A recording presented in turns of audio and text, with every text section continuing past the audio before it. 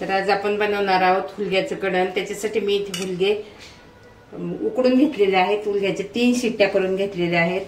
तर बघा आपले हुलगे किती छान असे शिजलेले आहेत। तर हे खूप पौष्टिक असतात, याच्यामध्ये खूप लोह असतं। तर याचं कढण मी तुम्हाला आज बनवून दाखवते। उकडून घेतलेलं आहे, मसालाही मिक्सरच्या भांड्यामध्ये वाटून घेतलेला आहे, तुम्ही पाहू शकता। लाल तिखट, मीठ, लसूण, शेंगदाणे एकदम बारीक पेस्ट करून घेतलेली आहे। आता गॅसवर पातेलं ठेवून घेतलेलं आहे आणि त्याच्यामध्ये आता तेल घालते। आता हे वाटण मी त्याच्यामध्ये घालून घेते आणि चांगलं परतवून घेते।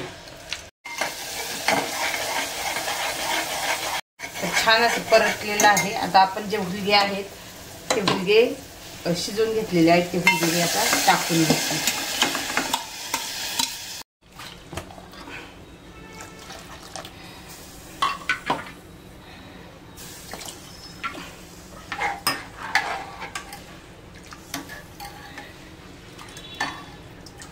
आता आपण याच्यावर कोथिंबीर टाकून घेऊ आणि छान अशी मस्तपैकी उकळी येऊ देऊ।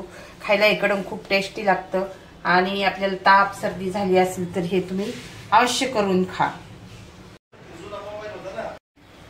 तर आता पाहू शकता तुम्ही आपली भाजी किती सुंदर अशी उकळलेली आहे आणि खायलाही ही भाजी खूप छान लागते। तर तुम्ही ही भाजी अवश्य करून बघा, खूप सुंदर अशी आपली भाजी झालेली आहे।